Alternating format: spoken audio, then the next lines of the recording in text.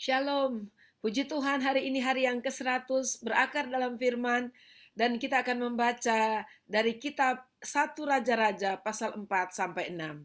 Mari kita berdoa.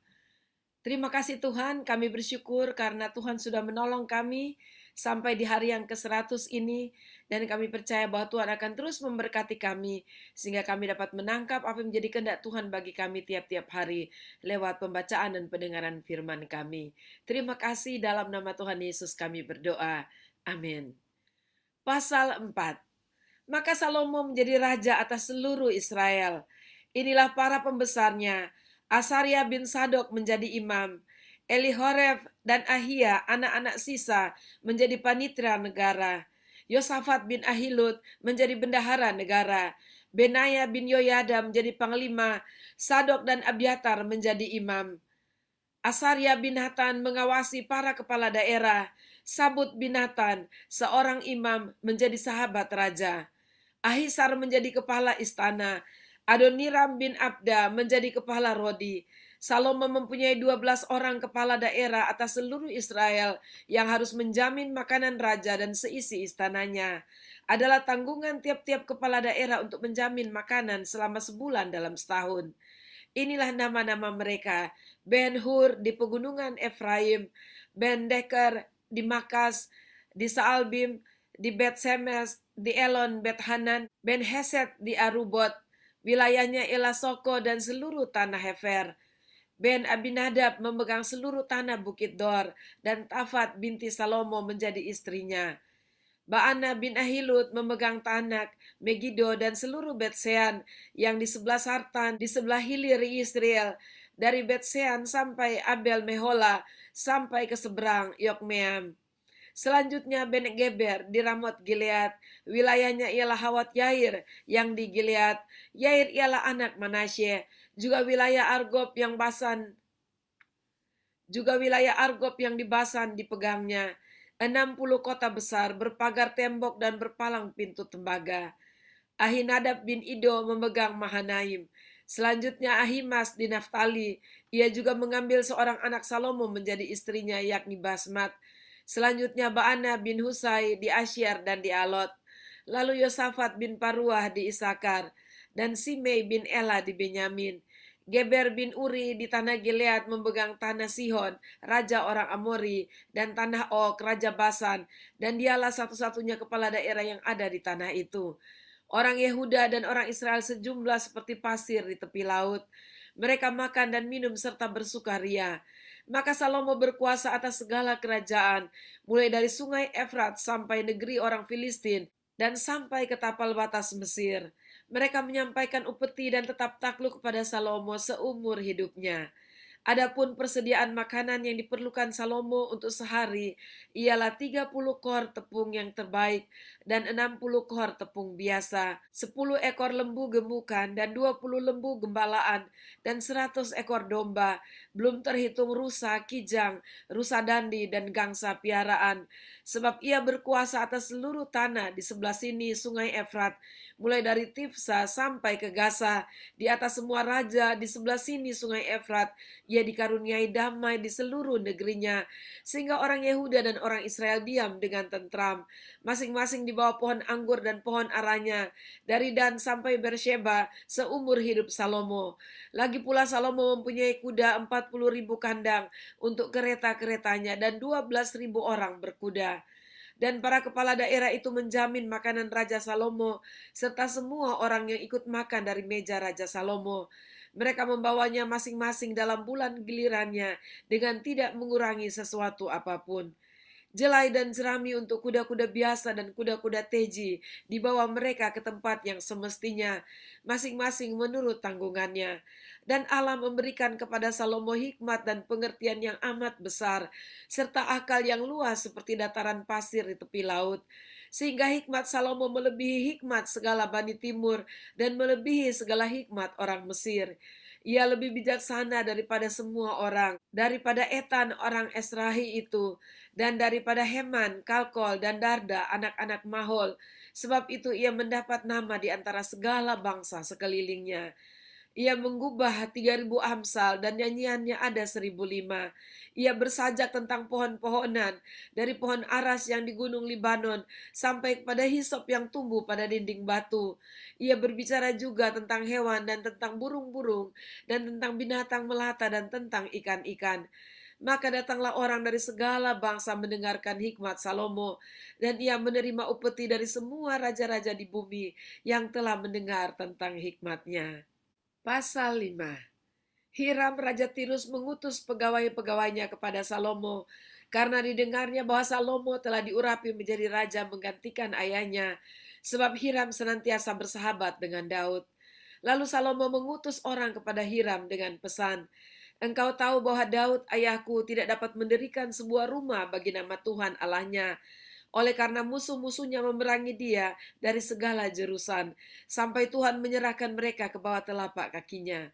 Tetapi sekarang Tuhan Allahku telah mengaruniakan keamanan kepadaku di mana-mana. Tidak ada lagi lawan dan tidak ada lagi malapetaka menimpa.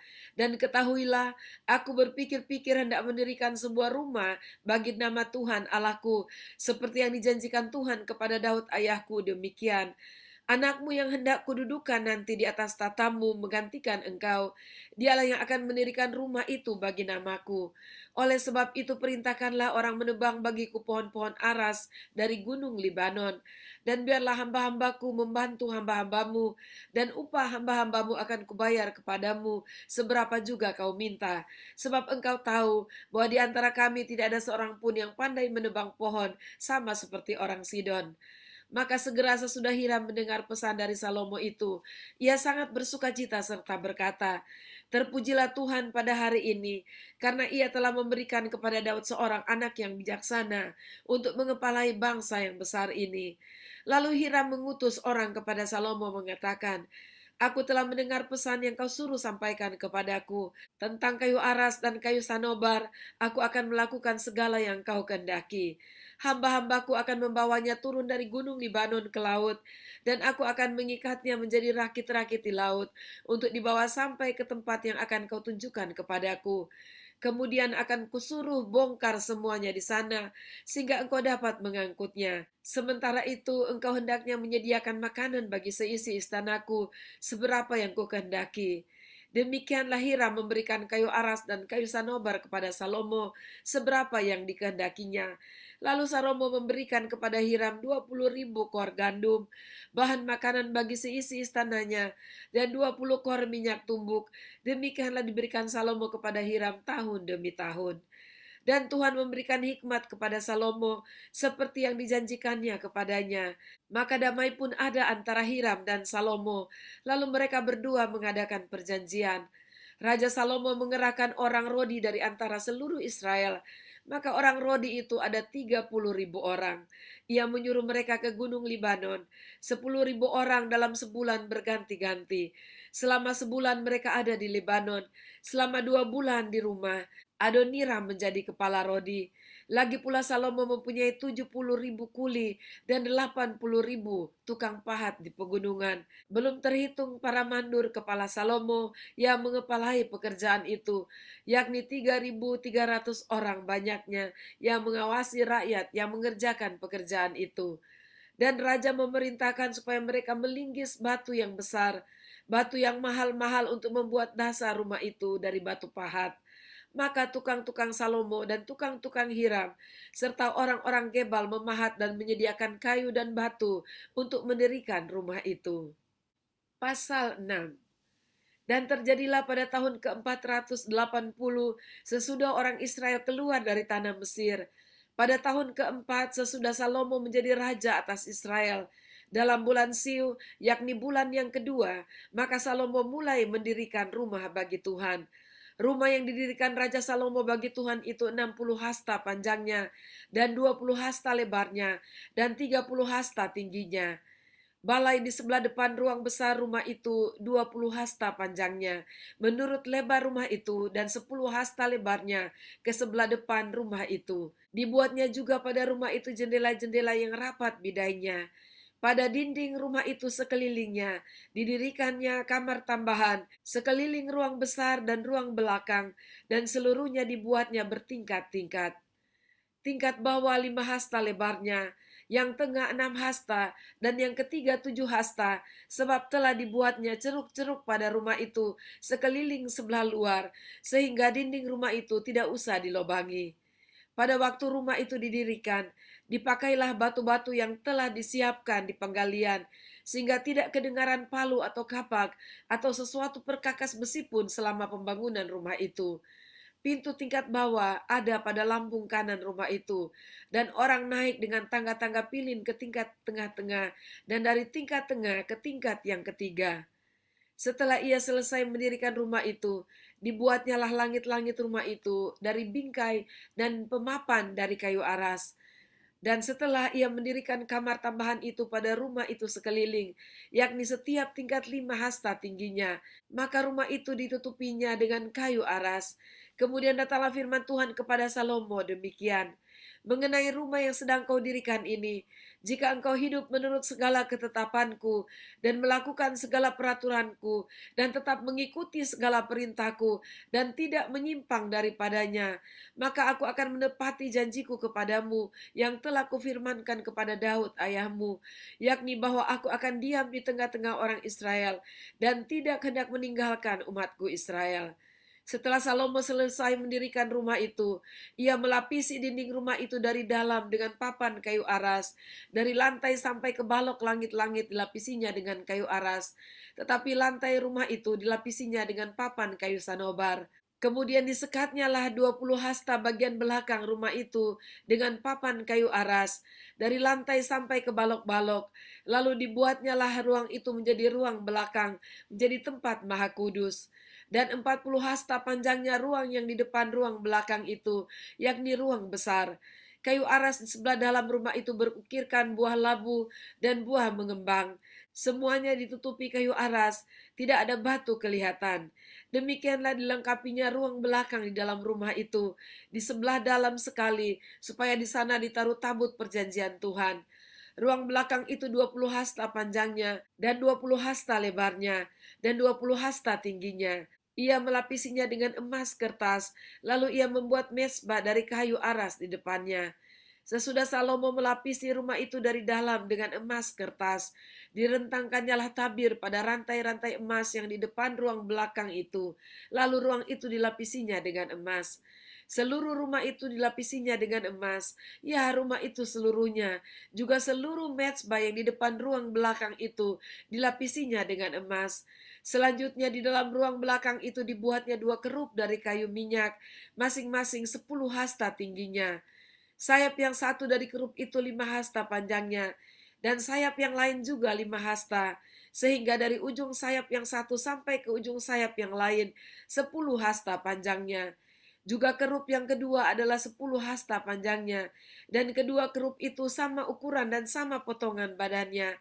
Tinggi kerup yang satu 10 hasta, dan demikian juga kerup yang kedua. Maka ditaruhnyalah kerup-kerup itu di tengah-tengah ruang yang di sebelah dalam sekali.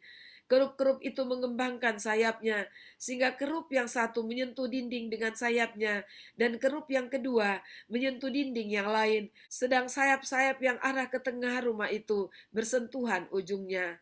Dan kerup-kerup itu dilapisinya dengan emas, dan pada segala dinding rumah itu berkeliling, ia mengukir gambar kerup, pohon korma dan bunga mengembang, baik di ruang sebelah dalam maupun di ruang sebelah luar. Juga lantai rumah itu dilapisinya dengan emas, baik di ruang sebelah dalam maupun di ruang sebelah luar. Sebagai pintu masuk ke ruang belakang dibuatnyalah pintu dari kayu minyak, ambang dan tiangnya merupakan segi 5. Pada kedua daun pintu yang dari kayu minyak itu, ia mengukir gambar kerup, pohon korma dan bunga mengembang, kemudian dilapisinya dengan emas. Juga pada kerup dan pada pohon korma itu disalutkannya emas. Demikianlah juga untuk pintu masuk ke ruang besar itu, dibuatnya tiang-tiang dari kayu minyak yang merupakan segi 4.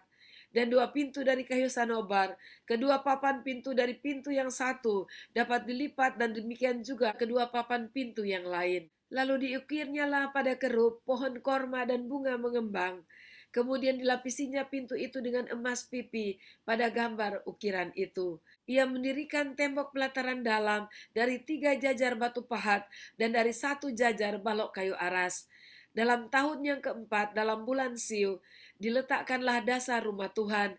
Dan dalam tahun yang ke-11, dalam bulan Bul, yaitu bulan ke-8, selesailah rumah itu dengan segala bagian-bagiannya dan sesuai dengan segala rancangannya.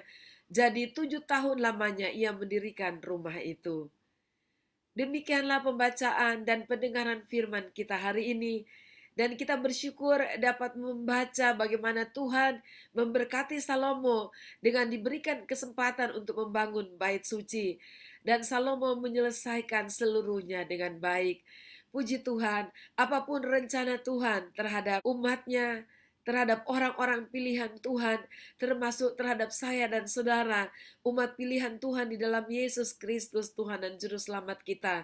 Kalau kita sungguh-sungguh hidup terus di dalam Dia, maka itu pasti akan terjadi dan akan berhasil. Dan mari kita tetap semangat untuk hidup tetap di dalam Tuhan, di dalam kesetiaan kepadanya dan dalam takut akan Dia. Tuhan Yesus memberkati, mari kita berdoa. Terima kasih Tuhan, kami bersyukur karena kami dapat membaca dan mendengarkan apa yang sudah dilakukan Tuhan lewat Salomo, yaitu membangun bait Allah. Dan kami bersuka cita dan kami percaya bahwa Tuhan juga akan menolong kami untuk memulai membangun diri kami, membangun kehidupan kami, agar kami menjadi bangunan Allah yang layak untuk Engkau ada di dalam kami.